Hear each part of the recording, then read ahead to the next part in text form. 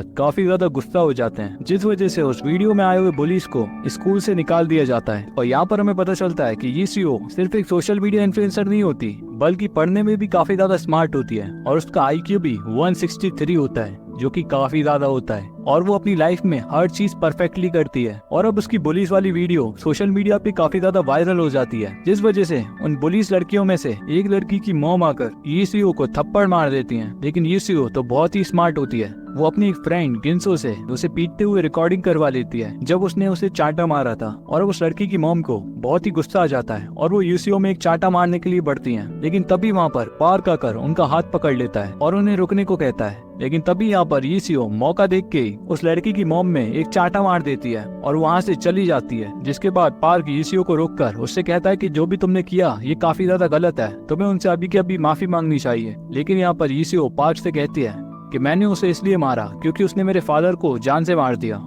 और वो ये कहकर वहाँ से चली जाती है। लेकिन कार में बैठने के बाद जब वो जाने लगती है तो वो पार्क को बताती है कि वो जो कुछ भी बोल रही थी वो एकदम झूठ बोल रही थी। और वो पार्क को चिढ़ा के वहाँ से चली जाती है। और अब अगले दिन जेंगा ग्रुप में एक मीटिंग होती है जहाँ पर जिनवॉन अपने आइडियाज बता रहा होता है कंपनी को और ग्रो करवाने के लिए। लेकिन उसके आइडियाज में बिल्कुल दम नहीं होता और उसके फादर भी उसके आइडियाज को किसी काम का नहीं कहते हैं। और अब प्रेसिडेंट जेंग जिनवॉन को निकाल कर उसकी जगह सुया को रख देते हैं ताकि वो इटावॉन में उनकी कंपनी को मैनेज कर सके। और यहाँ पर डेनमैन क्लब में पार्क एडवर्टाइजिंग करवाने के लिए कुछ कॉस्ट्यूम्स मंगवाता है, क्योंकि उसका पब ओपन तो हो गया था लेकिन उसके पब में कोई लोग आते ही नहीं थे। और वो सोचता है कि शायद उसे मार्केटिंग करने की जरूरत है। और अब दूसरी जगह हम देखते हैं ईसीओ को, जो कि अपनी लाइफ से काफी ज्यादा बोर हो गई होती है। और वो गिंसू से कहती है कि ये लाइफ काफी ज्यादा बोरिंग है। और इसके बाद वो दोनों ही सिटी के अंदर घूमने के लिए चले जाते हैं। जहाँ पर वो सिटी में घूम रहे होते हैं कि तभी जिनवॉन की गाड़ी के सामने एक बच्चा बास्केटबॉल लेने के लिए आ जाता है, जिसकी वजह से जिनवॉन एकदम से हड़बड़ी में ब्रेक लगाता है। और एकदम से ब्रेक लगाने की वजह से ईसीओ सीधा उड़कर पार्क के ऊपर गिर जाती है। और उसके बाद जब वो अपनी आंखें खोलता है वो अपने आप को हॉस्पिटल में पाता है, जहाँ पर उसकी आंखों के सामने ईसीओ और यहाँ पर गिंसू उसे बताता है कि वो ज्यादा काम करने की वजह से बेहोश हो गया था।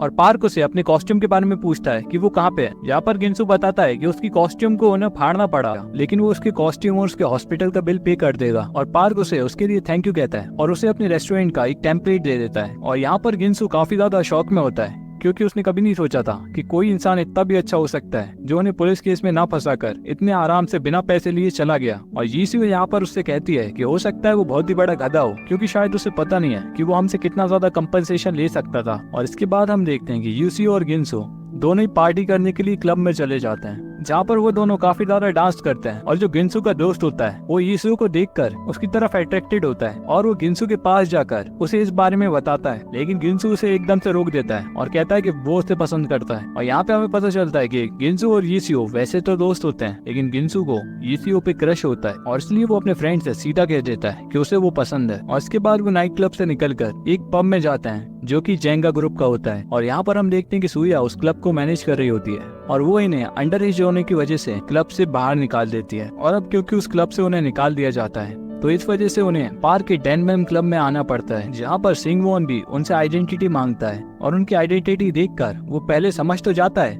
कि ये लोग माइनर हैं, लेकिन क्योंकि पार्क का रेस्टोरेंट घाटे में चल रहा होता है और उसके यहाँ कोई कस्टमर नहीं आता तो इस वजह से वो उन्हें वापस नहीं भेजता और उन्हें उनका ऑर्डर देने लगता है। और दूसरी तरफ हम पार्क को देखते हैं जो कि कई सारे पब में जाके देख रहा होता है और उनके बिजनेस को स्टडी कर रहा होता है, क्योंकि उसने जेल में काफी समय तक बिजनेस के बारे में पढ़ा होता है और उसने प्रेसिडेंट जेंग की भी किताबें पढ़ी होती हैं। और यहाँ पर वो समझ जाता है कि कोई उसकी क्लब में इसलिए नहीं आ रहा है क्योंकि उसका पब इतना ज्यादा अच्छा नहीं है। और अब वो यहाँ पर वॉक ही कर रहा होता है, लेकिन तभी वहाँ पर उसे सुया मिल जाती है। और यहाँ पर वो सुया को बताता है कि वो अपनी क्लब में क्या प्रॉब्लम्स फेस कर रहा है, जैसे कि उसके पब का रेंट काफी ज्यादा है और वो बताता है कि उसके यहाँ पे कस्टमर्स ही नहीं आ रहे हैं। लेकिन इतनी ज्यादा प्रॉब्लम्स होने के बाद भी पार्क हार मानने को तैयार नहीं होता। और इसके बाद पार्क और सुया पार्क के क्लब के सामने पहुंच जाते हैं, यहाँ पर सुया पार्क के क्लब में उन तीनों को ही देखती है जिसे उसने थोड़ी देर पहले ही भगाया होता है। और क्योंकि उनकी उम्र काफी कम होती है तो सुया पुलिस को कॉल कर देती है। और अब पब के अंदर हम देखते हैं कि जिंसू का जो दोस्त होता है वो पी के काफी ज्यादा टल्ली हो गया होता है और वो इस नशे में वो सिंगवॉन से काफी ज्यादा बदतमीजी करने लगता है। और पार्क ये सब सुनकर उसे रुकने को कहता है, लेकिन वो पार्क की बात भी नहीं सुनता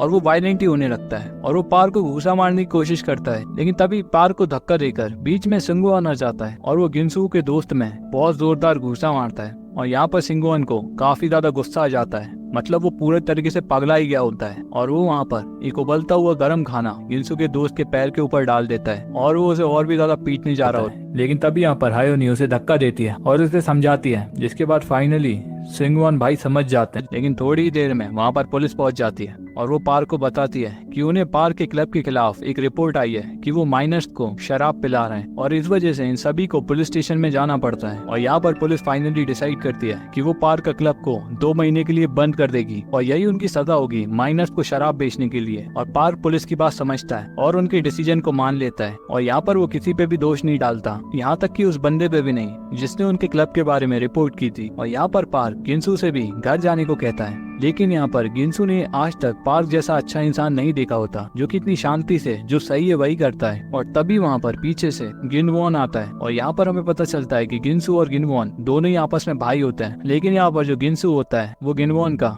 एक सौतेला भाई होता है। और यहाँ पर जब पुलिस ऑफिसर को पता चलता है कि पार्क की पहचान जेंगा ग्रुप से है तो वो उसकी कंप्लेंट को लेने से मना कर देता है। लेकिन पार्क उसे थैंक यू कहने की बजाय उस पर चिल्लाता है और उससे कहता है कि तुम पुलिस वाले हो क्या हो, क्योंकि वो पुलिस वाला अपना काम ईमानदारी से नहीं कर रहा होता। और पार्क उस पुलिस वाले से सीधा कह देता है कि जो भी उसके खिलाफ रिपोर्ट बननी है उसके हिसाब से वो पनिशमेंट लेने को तैयार है। लेकिन ये सब देखकर यीसीओ काफी ज्यादा कंफ्यूज हो जाती है क्योंकि उसे समझ नहीं आता कि पार्क साई ने जब पुलिस उसकी मदद कर रही थी तो उसे मना क्यों करा, क्योंकि वो सोचती है कि पार्क के लिए काफी अच्छा होता अगर वो जिनवॉन की मदद ले लेता। और वो पार्क से कहती है कि इतनी भी क्या कड़ा है। लेकिन यहाँ पर पार्क उस पर भी चिल्लाता है और कहता है कि मैं कभी कॉम्प्रोमाइज नहीं कर सकता, क्योंकि अगर मैंने एक बार कॉम्प्रोमाइज कर लिया तो मुझे बार बार कॉम्प्रोमाइज करना होगा। और वो ये बात कह ही रहा होता है कि तभी पीछे से जिनवू आता है और वो पार्क की बातें सुनकर हंसने लगता है और वो कहता है कि अभी भी तू इन्हीं उसूलों के चक्कर में पड़ा है, तेरे को अभी भी समझ नहीं आया हाँ कि हमने तेरे साथ क्या किया। और वो अपनी पूरी पुरानी बातें उसे याद दिलाने लगता है कि कैसे उसने उसे अनाथ कर दिया, कैसे उसने उसके फादर का एक्सटेंड करके उसे अनाथ बना दिया, कैसे उसे स्कूल से निकाल दिया, कैसे उसे जेल भेज दिया। और वो ये सारी बातें बता के पार्क को गुस्सा दिला रहा होता है। लेकिन यहाँ पर पार्क गुस्सा नहीं करता और उससे कहता है कि बस कुछ समय और, उसके बाद तुझे और तेरी जेंगा कंपनी को घुटनों में ला के रख दूंगा। और ये कहकर वो वहाँ से चला जाता है। और यहीं पर सीरीज का एपिसोड 3 खत्म।